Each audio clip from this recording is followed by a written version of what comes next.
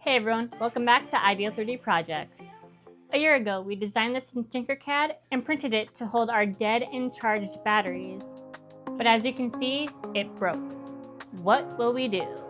We'll go into the design software Plasticity and make a new and improved version, of course, one with thicker walls, smoother edges, new labels, and additional compartments to hold our battery charger, and one with slots to hold our CR2032 batteries that we did a test print for before printing the entire project.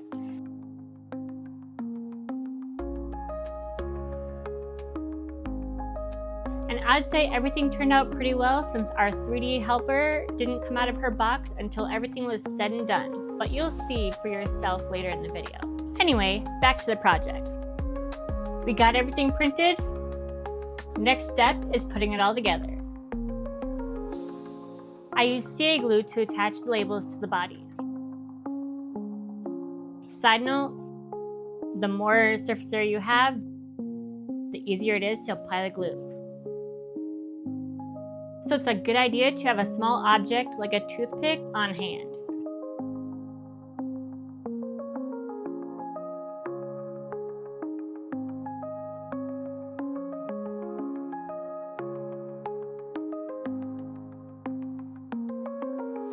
Alright, the labels are on, and in my opinion, looking pretty good.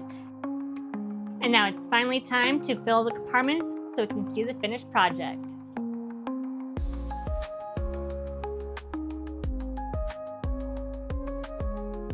And here it is, the finished 3D printed battery organizer.